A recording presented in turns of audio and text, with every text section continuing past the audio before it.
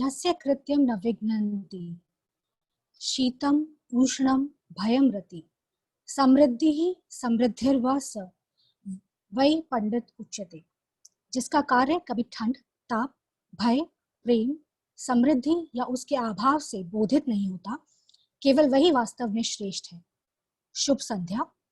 I, Dr. Manika Jain, convener in Actors ARSD, extend a warm welcome to respected Principal Sir, Dr. Gantosh Kumar Jha, IQAC convener, Dr. V.K. Arora, webinar committee convener, Dr. Vinita Tuli, our guest speaker, Ms. Vikasini Kannan, dear colleagues and students.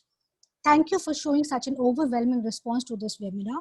We have gotten 200 plus registrations for the webinar. Enactus ARSD breathed its first in the year 2017. Ever since, the team has been working with sheer diligence and came forward with ideas so bright and enterprising that they have touched many lives and helped carve a niche for Enactus ARSD in the DU circuit. Even times as harsh and depressing as the pandemic couldn't hold our feet back. Some of our pandemic pursuits include introduction of Project Niramya, conducting of informative webinars on how to combat emotional stress, ensure food safety, addressing the issues pertinent to youth, etc. Enactus student volunteers and faculty advisors have won recognitions at both national and international levels. Over the last few months since pandemic, our college has become an inspiration and a torchbearer in addressing varied social, economic, environmental, and other contemporary issues of relevance to the academic fraternity and students through an array of webinars. Today's webinar on a crucial yet often neglected topic, achieving work-life balance in the new normal, by Ms. Kannan, a clinical psychologist, proposes to be a valuable addition to this list. I would take this opportunity to convey our sincere regards, gratitude, and appreciation to the respected principal, sir, who has been tirelessly working towards the betterment of the college. Sir, your enthusiasm and visionary approach encourages us to give our best in all our endeavors. We would also like to felicitate webinar committee convener, Dr. Vinita Tuli, and IQAC convener, Dr. V.K. Arora, in absentia, who have always been there to guide and mentor us. I now request our principal, sir, to address the gathering and share his thoughts and wisdom with us. Sir.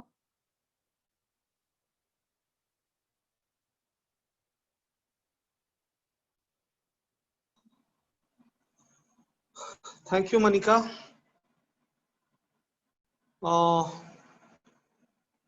Honorable guest speaker and Enactus convener, Dr. Manika Jain, Dr. Vinita Tuli, convener webinar committee, dear colleagues and my dear students.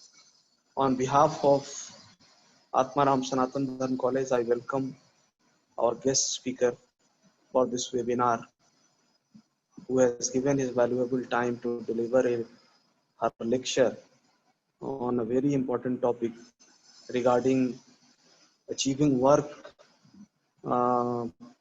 and life in new normal.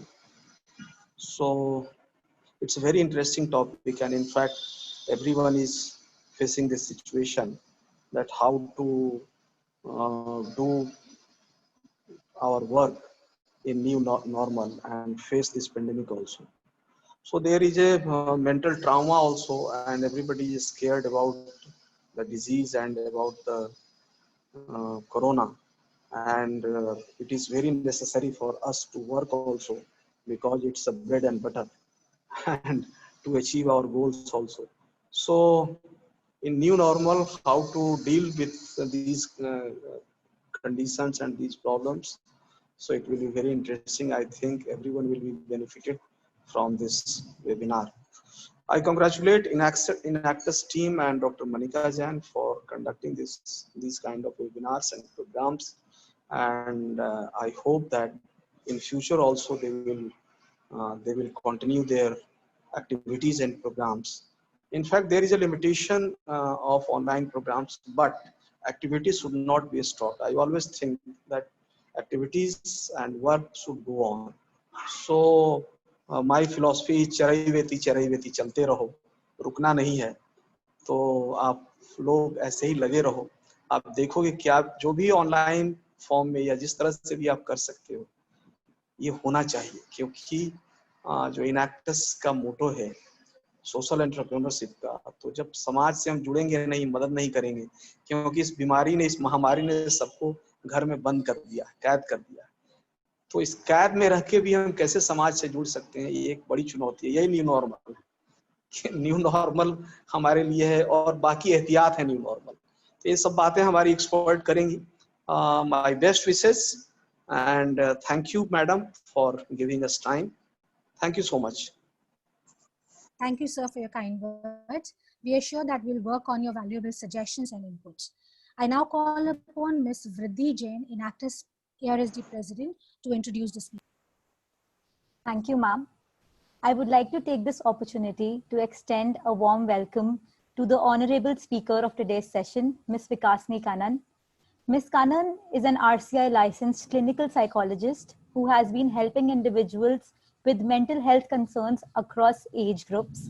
She is actively engaged in regular workshops and community engagement projects to promote mental health.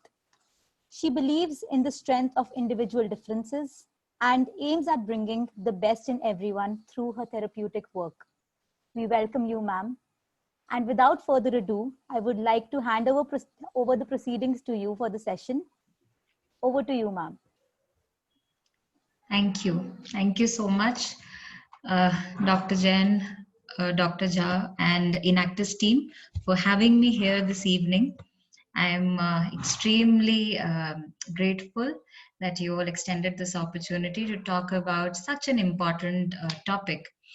And I believe that none of us were really prepared for this pandemic, for not being able to go out, for not being able to take our vacations, not being able to meet our friends, not being able to, go to our college and study. All of these new changes and adaptations have brought in so much of stress and almost brought a turmoil in what we thought was our normal and our usual. Therefore, I believe that, I hope my screen is visible. Therefore, I feel that talking about balancing in the work and the personal life in this new normal is such an important topic to address. And I hope through these few pointers, scientific techniques that I share, it helps you reflect on your life right now in this pandemic and helps to enhance it further. So I would like to go on and talk about what really is work-life balance, first of all. I feel that instead of the term work-life balance, I like to look at this as life balance, because our life, one of the components of our life is our work, our career, our educational, professional endeavors. And then there are other parameters like our friends, our other relationships, our family, our own health, and beyond that, our spiritual health, our mental health, our physical well being. All of these things, when they interact with each other and we are able to live a fulfilled life, that is what I feel we can say that we have achieved a sense of balance. That in spite of the ups and downs that life throws at us, we are able to come back into synchronicity with the help of the other aspects of our life. And that brings me to, why are we discussing this? Why is work-life balance important? Not just in today's times, but also in a pre-pandemic or a post-pandemic world that we will eventually look at. Now that I can see that most of you are students here who have joined us, and the brick and mortar structure of a college that we often relate to, that has completely shifted into the screens. So our screens are our new normal, and the screens are inside our homes. So that there's this thin line between where my work is or where my college is versus where my family or a personal life starts, right? So why is it so important to balance that? First, it reduces stress. Unless and until we are able to manage and balance out the various aspects of our life, we would often keep stressing about how to really go about things. We will often find ourselves with a huge pile of work and one day with nothing at hand but just thinking of what all to do.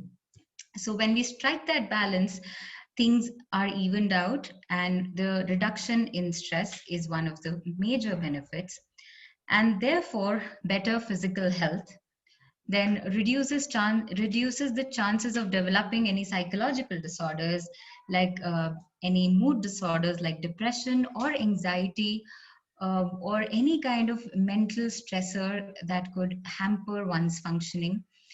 And it reduces the chances of burnout.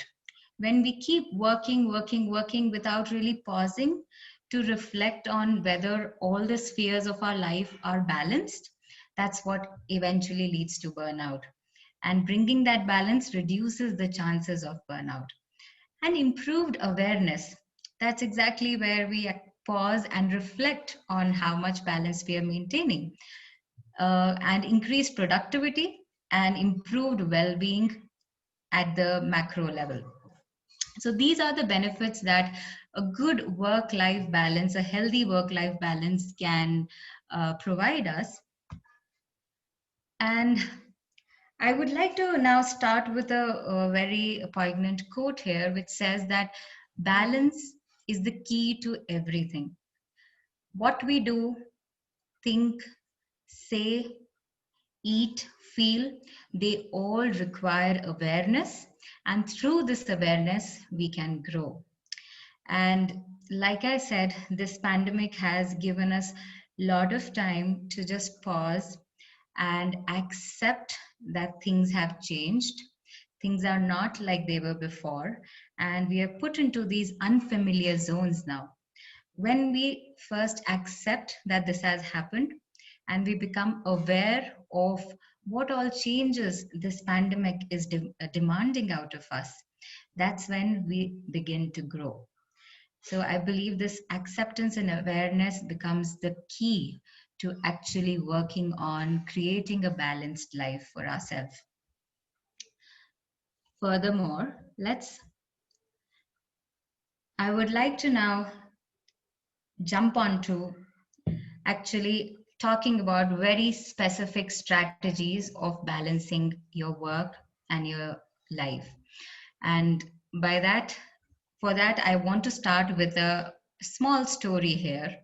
Now, there was a professor, a philosophy professor, who once was addressing his classroom, and he just put out an empty jar in front of his students, and he put out 3 more jars in front of them, one containing rocks, one containing pebbles, and the third containing sand, right? And what he did was, very silently, without saying much, he picked out from the first jar of rocks, he picked out the big rocks and started filling the empty jar. And after filling it to the brim, he asked his students, "Do you think the jar is full now?" And most of them answered, "Yes, it looks full." Then he quietly went on to the second jar, picked out the pebbles, and shaked the rock jar and put some pebbles into it. And soon the pebbles occupied the space that was left with in the jar. And then he asked them again, "Do you think the jar is full now?" And they said, "Yes, we think it is full. We can't see any more space." That's when he picked the third jar of sand and slowly started pouring the sand into the jar with rocks and pebbles. And everybody saw how each and every crevice left out was filled with the sand. And this is the first strategy I want to share with you all. Analyzing your rocks, your pebbles, and your sand.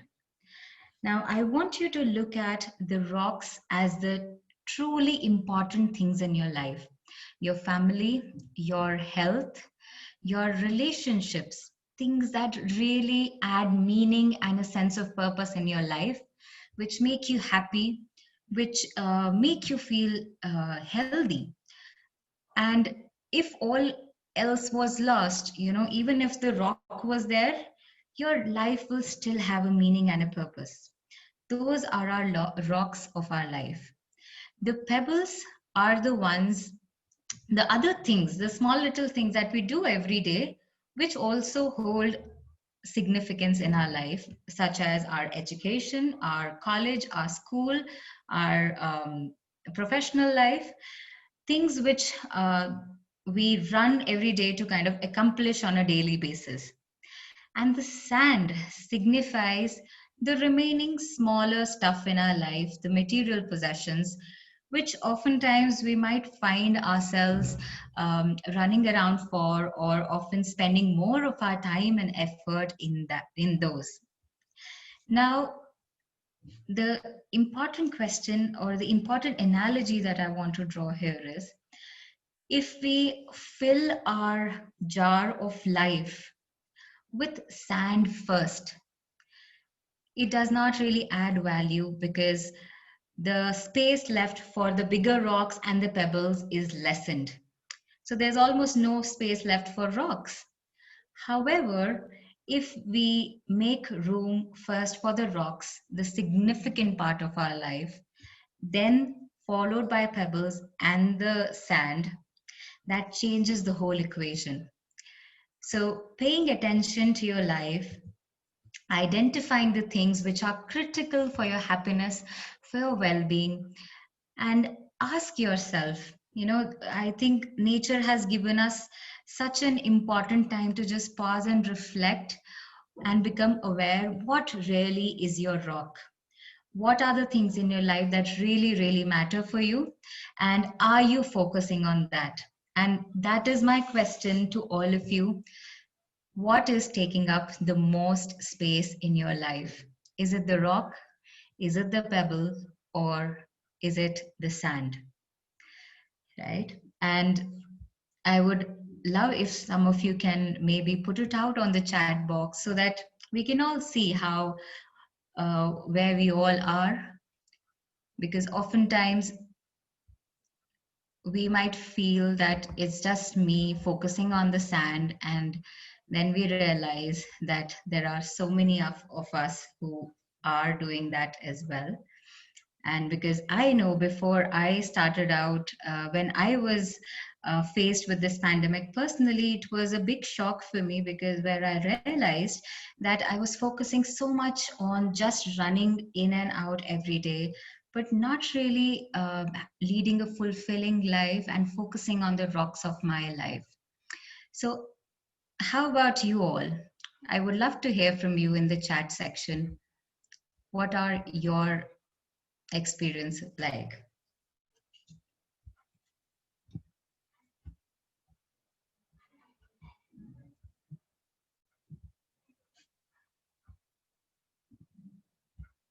Okay, while we wait for all right, while we wait for for you all to type on, I would like to move for now and take you to the second strategy that can help us in maintaining this balance.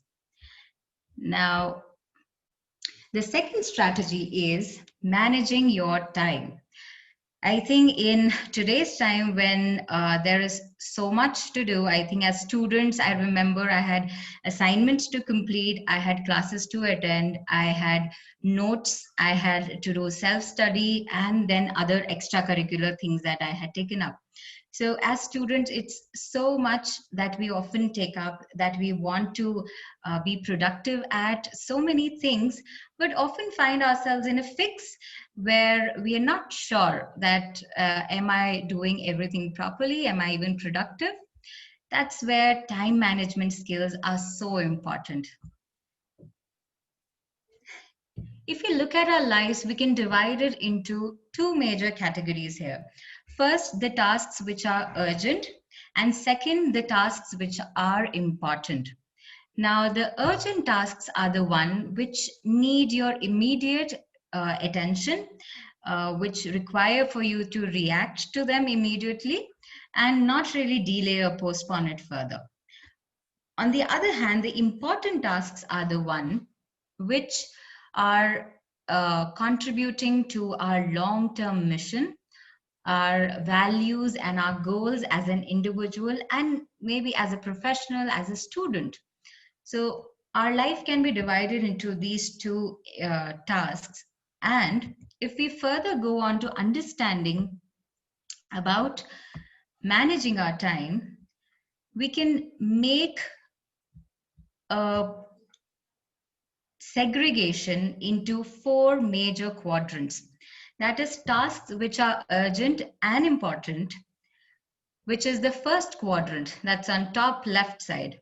The quadrant one are tasks which are urgent as well as important. So they need your attention, and they're also very important that because they do add on to something that you value, that is something long-term importance for you.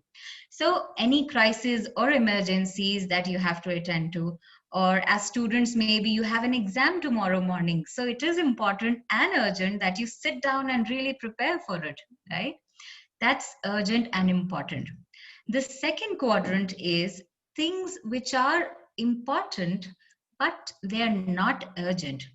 So planning for your to sit to study. When you say you have an exam in a month, so the way you plan for it, things which will help in self-growth, in self-improvement, preventive things. So your exercising, your self-care are all things which are important, but may not be urgent.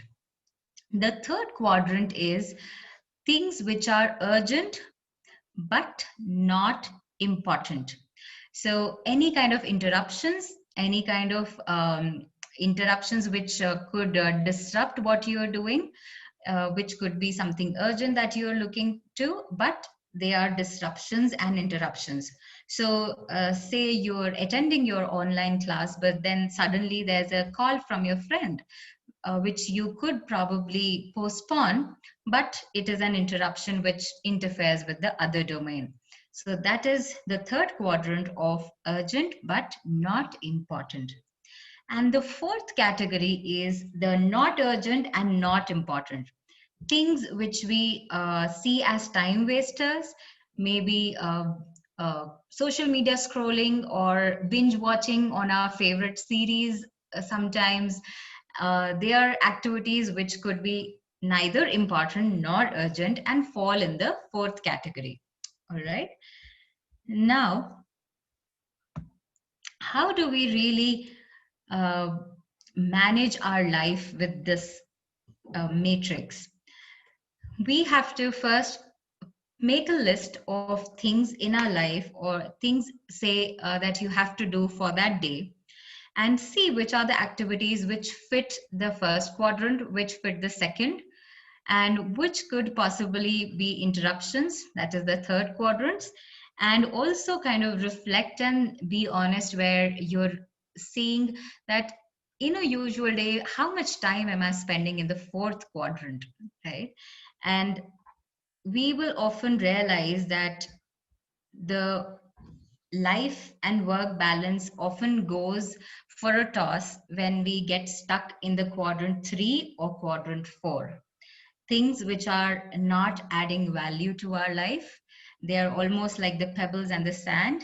And the quadrant 1 and 2, which are the actual rocks, we kind of ignore them. So what do we do? Once you've figured out your priorities, you've set your tasks into each of the 4 quadrants. Now you start with the first quadrant, that is not urgent but important. Now imagine if you were able to pre-plan things when they were not urgent. Things, say you have an exam in a month and you plan for it and you're able to kind of study every day as per the plan. So it still remains important, but it is not urgent. So when you actually reach a phase when you have exam the next day, you're not in a state of panic. Therefore, it is recommended scientifically that focusing on the second quadrant is always helpful, because at the end you have enough buffer time for you to prepare, to analyze, and to orient yourself to the task at hand. But if you manage to look at the other three quadrants, the second most important quadrant to address is the urgent and important, because these will be the things which need your immediate attention. Maybe if your health is deteriorating, or you're extremely stressed about how things are around, or you feel you have an important assignment to submit, then your focus should be on the urgent and important quadrant, and you have to learn how to manage that with the time that you have. The second, the third and the fourth quadrants, the lower ones, are the ones which we need to learn how to avoid and limit, because they, like I said, are not adding as much value in our life.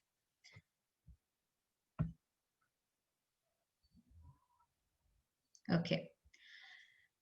Now, the third strategy to manage to strike that balance is boundary setting.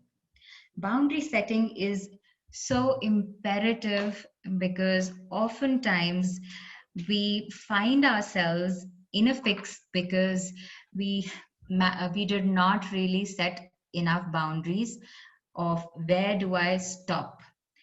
So you might often find yourself working till late at night because you probably did not set a boundary for yourself that after say 8 or 9 I wouldn't work, I will not work because I am exhausted and I can't concentrate. But you end up overworking yourself, probably because you're wanting to be extremely productive.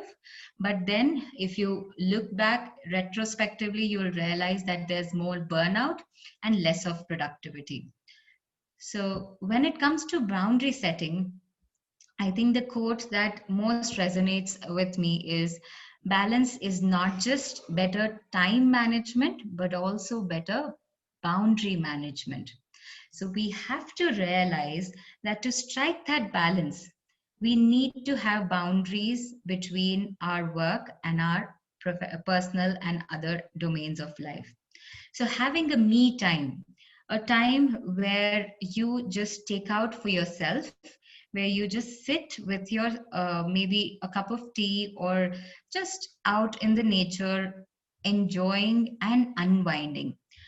Just even if you take out 10 to 15 minutes each day, research has shown that that can reduce the chances of being burnout and developing psychological disorders to a major extent.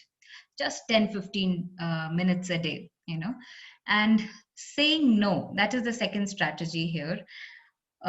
We are also we have all been taught, always help others, or don't say no if an opportunity comes to you.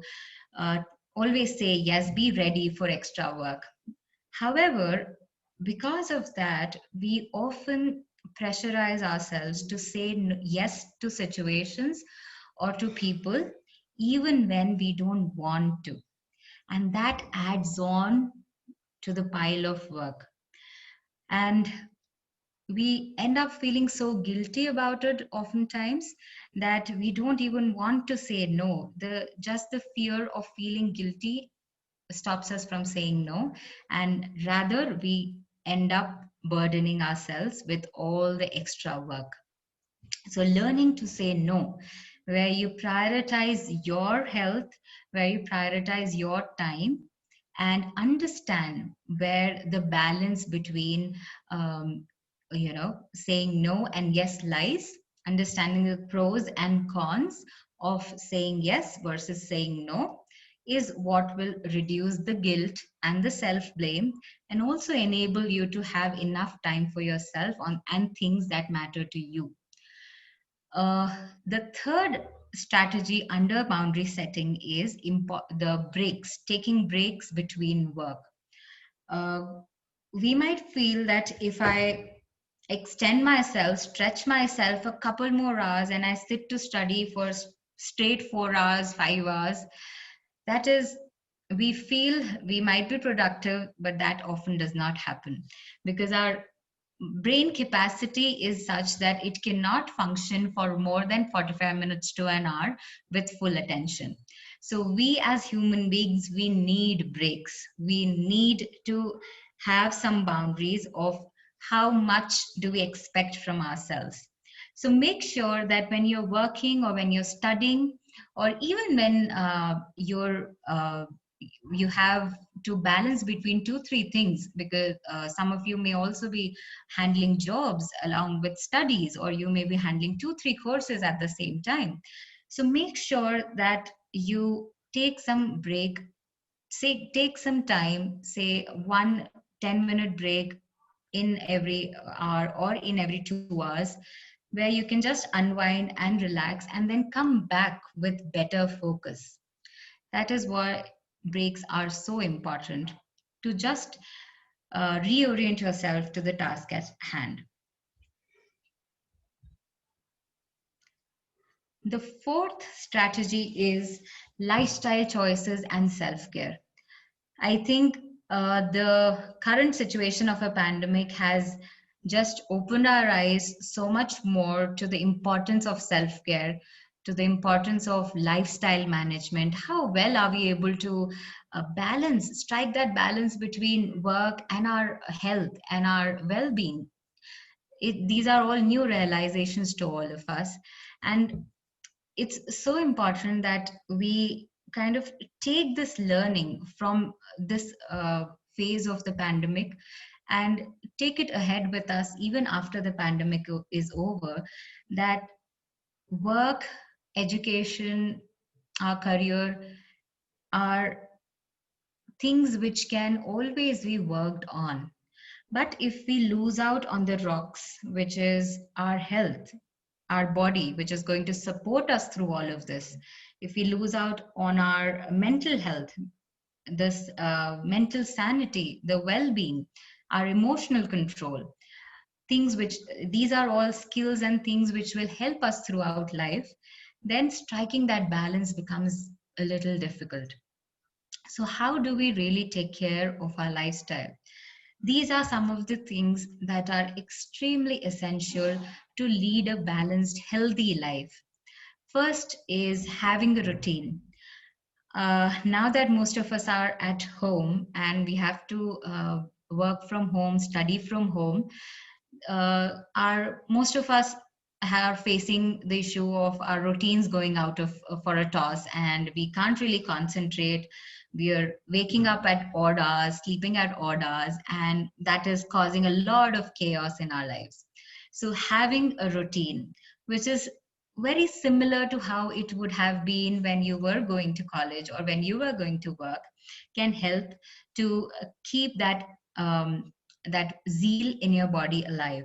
And we as human beings, we like a sense of certainty, we want a sense of predictability, and having a routine and a structure to your day can give you that sense of predictability, and also help you orient yourself that what phases of the day do I have to be attentive, what phases of the day can I have for my leisure activities. And just a general orientation can help you live a more active day. Then sleep. I think sleep is one of the most important lifestyle changes that we have to make.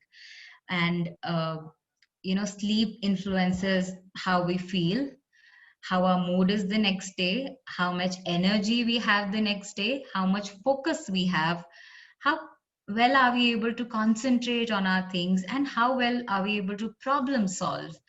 Even for managing our time, we need to have that quality sleep to be able to actually think and problem solve and make a decision. Therefore, sleep is extremely essential. Now, I wouldn't say that you should be sleeping for 6 hours, 7 hours, 8 hours. The amount of sleep that each individual needs differs. So some people may just be okay and they will feel fresh in say 5 6 hours of sleep. Some may need 7 to 8 hours. So identify for yourself, what amount of sleep do I need, and plan your day accordingly, so that you don't lose out on your sleep, because that is going to influence so many important things the next day for you. Then meals is nothing but having your meals on time, your breakfast, lunch, dinner, snacks, making sure that you don't skip your meals, because that's again very essential to have a nutritious, balanced diet so that our body has enough energy to cope up with the day's challenges. Further, physical activity and exercising. I think I can't emphasize enough how important physical activity and exercising is. Our body needs some amount of activity in the day to stay healthy, to stay active. Scientifically, if we look at it, our body, our brain releases a hormone called endorphins. So endorphins are happy hormones, which make us feel happier, more energetic, and exercising and physical activity help in that. So it could be anything, yoga, it could just be putting on some music and dancing, or going out for cycling, or just having a small workout in your home, in your room. And all of these things will improve your overall well-being. Then the next one is meditation and breathing exercises. Uh, Now more than ever, we are all faced with so much uncertainty that, and so much stress, that we need things to calm ourselves down, to help us just relax and breathe, and to that the few hours when our mind is not stuck in those loops of thoughts and we're just calm and composed. And breathing, meditation are important tools for that. Breathing can be just taking long, deep breaths in and out 10 times. That can help in reducing the stress and anxiety substantially. Just try it out next time you're feeling anxious, you're worried, or you have so many thoughts in your head. Just sit down quietly and breathe in and out 10 times. And that will make such a huge difference in your state of mind. The next is activities that will help you relax. Now, things which are fun, things which you like doing, things which you enjoy.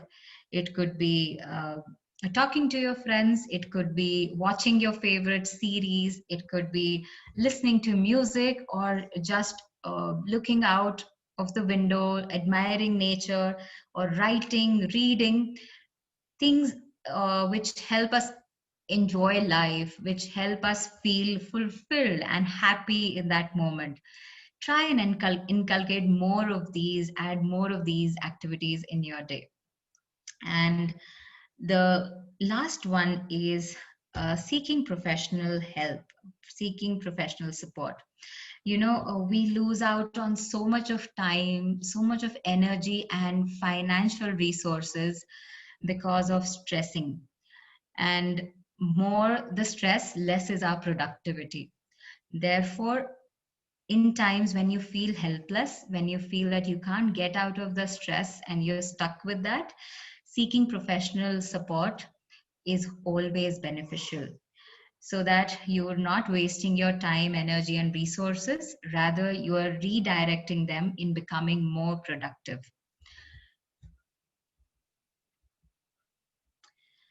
And fifth and the last strategy that I'm sharing with you all is be kind to yourself. I think we are all sometimes so hooked on to being productive all the time. We want to overwork ourselves. We want to achieve so much. But some days it's okay to just relax and not do anything. Some days could be extremely productive, others may not be as much productive, and that's okay. So we have to show ourselves that compassion, we have to show ourselves that kindness, and realize and recognize that it is a process and a journey towards becoming better each day.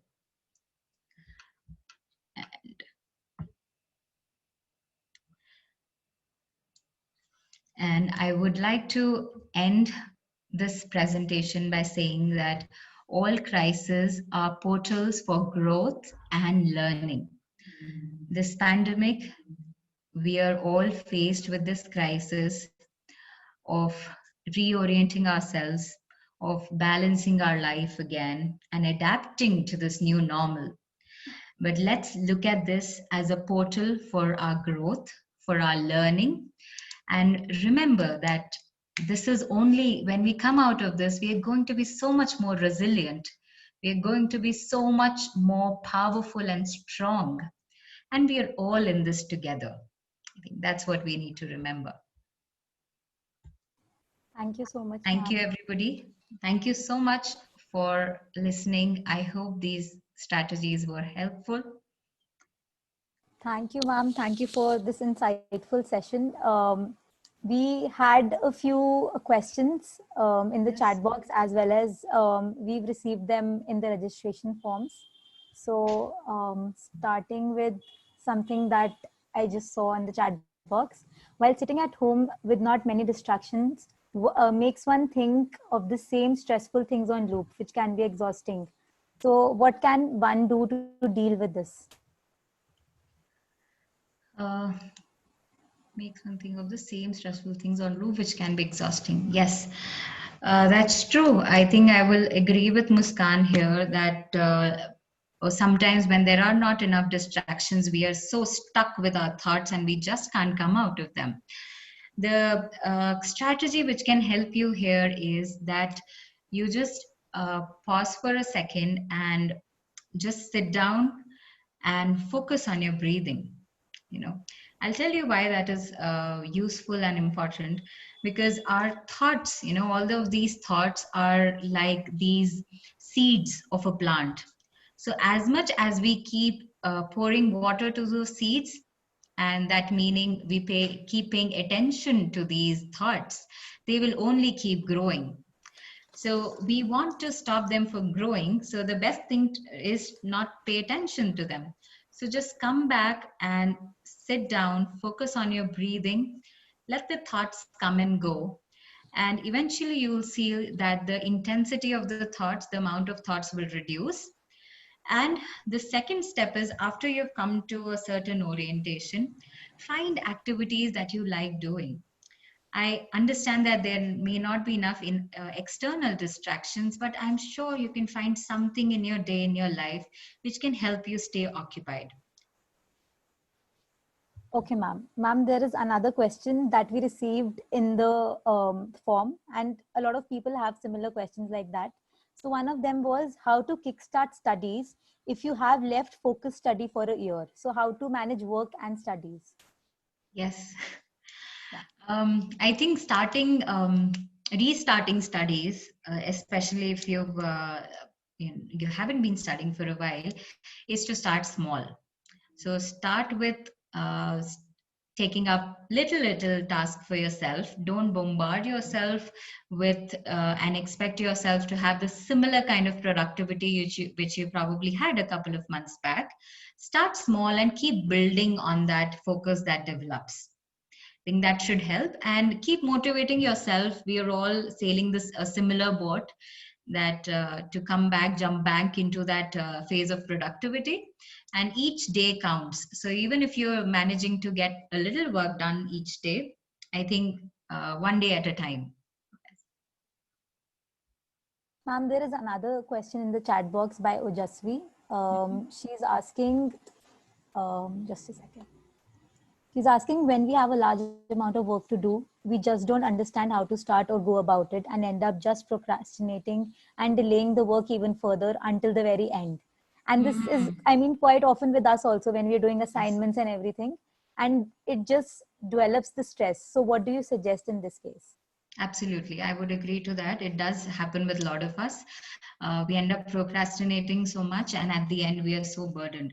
So that's where I believe that we have to learn how to uh, grid our time. We need to put our life into those quadrants and really reflect that what is it that is taking up most of my time? Why am I procrastinating? Am I stuck with other things, maybe social media, or just postponing it just because I have some other thing to do?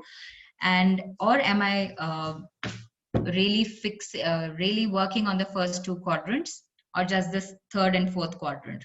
So that's one, to address procrastination, because I think the matrix really helps you develop a better insight into your life, that which is the place that you're mostly spending your time with, and that helps in reducing procrastination, because definitely awareness is the first step. Second, also look out if there's this wonderful talk by Tim Urban, who's a psychologist, who says that all of us have this instant gratification monkey in our head. So this monkey which needs gratification right now, it wants to do things which are enjoyable and fun right now, and the things which are the difficult ones later on. So when we realize that we often our work and our life is being driven by that monkey and not by us, so that is the instant gratification monkey, but not our rational mind. I think that's where the awareness builds on to action. So the building awareness and then acting on those time wasters, so to say.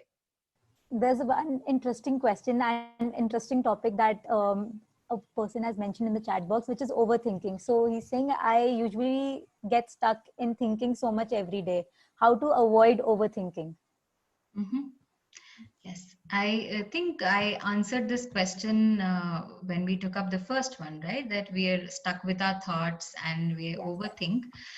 Sometimes, if these thoughts are very negative in nature, very dark, and you're really disturbed by it, it's also possible that some kind of professional help can help the person.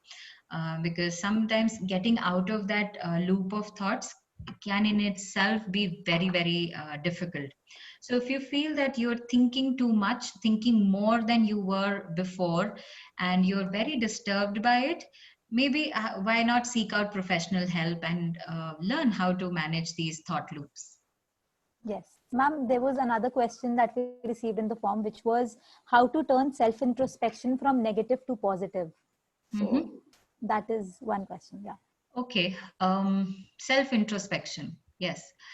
I believe that a lot of times we end up maximizing, magnifying our mistakes.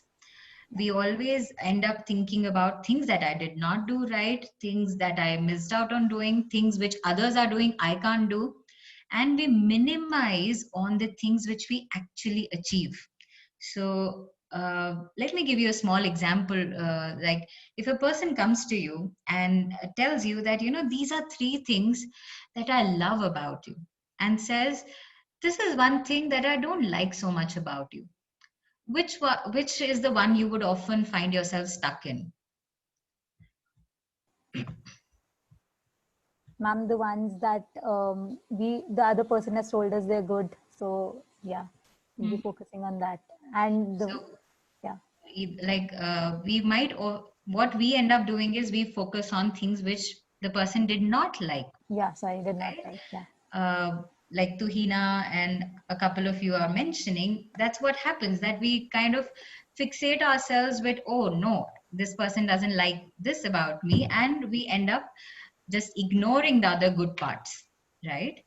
So self introspection is not just about trying to reflect on our things where we can improve and work on them, but also recognizing the things that we are good at and appreciating ourselves for that, because that itself is the foundation of a good self-esteem.